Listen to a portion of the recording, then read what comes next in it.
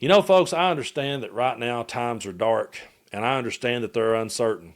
And I understand that it may feel like that all hope is lost. But I really do believe that the crazier that it gets, and yeah, it's probably going to get crazier, I hate to say, I do believe that that will start to bring more reasonable people together. Maybe the MAGA crowd will just conspiracy theory themselves to death because I've seen a lot of them fall down into rabbit holes now and begin to question everything that they ever believed. So maybe as they begin to come out and to deconstruct from what they've been buying into for all these years, and maybe if more reasonable people like James Talarico out of Texas stands up and says things like I'm about to play in this clip, maybe if we just get back to talking about what we all have in common and the things that we want to see happen, then maybe we'll start to be able to move forward. I don't know when we will actually reach the point of healing. I know that people says this country needs to heal, but I think that's going to take a long time, and I don't know if we'll ever really fully ever do it. And the question actually becomes, did we ever really to start with, or was the wound always there? You know, I really believe that Donald Trump came along and he picked at a wound and reopened it and made it worse, got it infected, and made it 10 times worse than it once was. But nonetheless, I do believe that there are better days ahead, and there will be better days ahead if more reasonable people will come together. So I'm going to play this clip by James Talarico. I come across this one, and I said, we got to play this. We got to talk about it because it's a good one, and I would like for us to once talk about things on a positive note. So take a look here at James Talarico. I am in one of the reddest parts of Texas because I am tired of being divided into teams. Red versus blue, left versus right, rural versus urban. Because the truth is, we're all on the same team. Do you have an elderly parent or grandparent who needs care? So do I. Do you struggle to afford the high price of everything? So do I. Do you know what it means to carry the weight of student debt, credit card debt, and medical debt? So do I. Do you want a safe neighborhood? Do you want a good job with good benefits? Do you want a high quality, well-funded public school? So do I.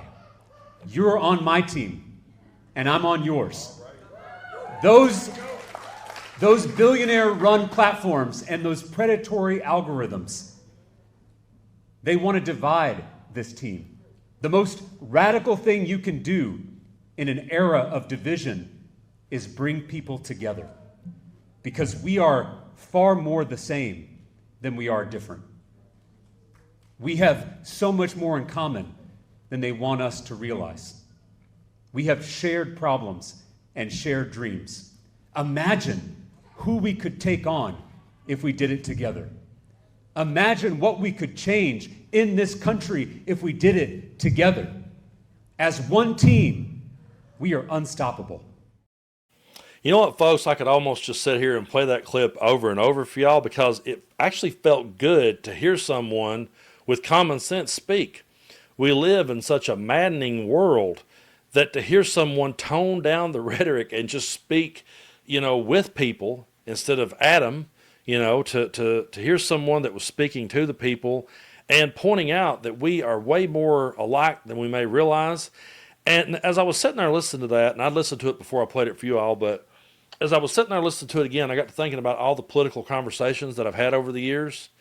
And I've noticed that if I left the words Democrat and Republican at the door, and I just talked about, the living wage, for example, all of us trying to pay our bills, all of us being in debt, all of us struggling to afford groceries. If I just talked about the common everyday struggles that we faced, and I didn't say Democrat, I didn't say Republican, I didn't shit on another politician or praise another politician, I could usually walk away from that argument in agreement with people. I remember conversations I've had talking about healthcare and how that every other country's got it. Why can't we have it? And talk about our sick parents, talk about our sick grandparents, talk about the things we're going through. And it's always when I've said, well, if you'll just vote for this Democrat over here, they'll fix it for you. The minute I say that, it's like, I don't trust them. And then the minute that I say, I speak ill of their leader or ill of their party, then we're right back at each other's throats. But he's right. You know, we all have those same things in common. We all struggle to make it. And I think right now more than ever, we're all really struggling to find a voice of reason. I think that everything is really loud right now. And the louder it gets, the further that it drives everyone away. But if we could ever just calm down and quieten down and take a few deep breaths, we could look around and say, hey, you know what? We all have the same things in common. We all want the same things for each other. We may not agree on every single thing. We're never going to. And that's something that I say to people even on my side. I say, you know, we're not always going to agree. That's not what it's about. It's not about if I agree with you on every single issue. I know there's listeners that listens to my videos and they may agree with 90% of what I say, but there'll be that one thing they disagree with, and they'll message me about it, and they'll tell me how they disagree with that one particular part that I said, and I say to them, you have every right to do that. But like Talarico said, do you have a elderly parent you're trying to take care of? Well, so do I. You know, do you have debts you're trying to pay off? Well, I do too. And if we could just start right there and block out all of the rhetoric and block out all of the ridiculous social media type culture, because I really do believe that type of, I believe, you know, social media is what got us to where we're at. And I know it's kind of funny for me to be sitting here saying that as someone who is on YouTube, has a channel, and my presence is on social media. But like Marlon Brando before me, he was someone who was very critical of Hollywood and the way that they went about framing things. And I've heard him criticize, movies for, portraying people in certain ways. So I can definitely point to social media and say that there's a lot of, on social media, people want like instant gratification and they want an instant win. They want to own somebody instantly.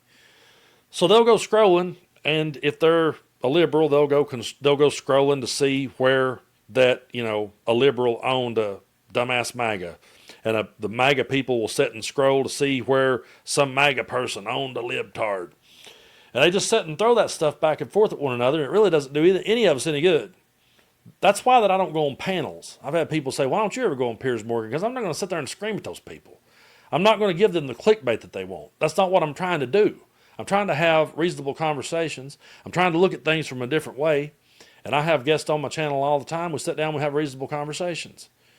And reasonable conversations might not be, they may not get the clicks or the views that me sitting here screaming. I mean, I could bring Tim Pool on the show, Bandana versus the Beanie, and me and him could sit there and just scream at each other all day long, but I don't see what it would accomplish.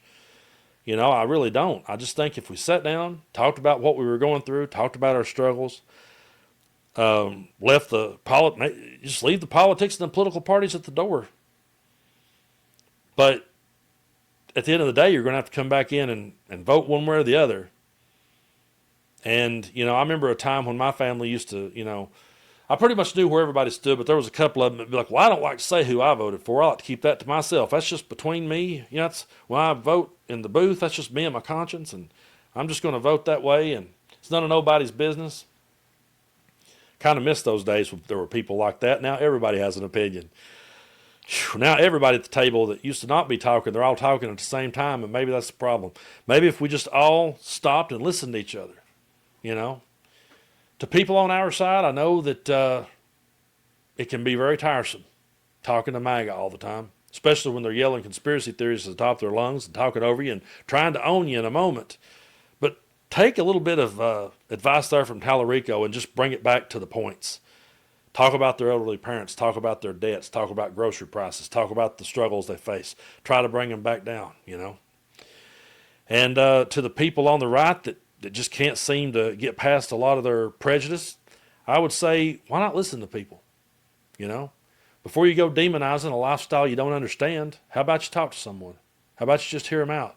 And how about you understand that trans person that you got such a problem with, they're just trying to feed their family and pay their bills and go to their job every day the same way you are.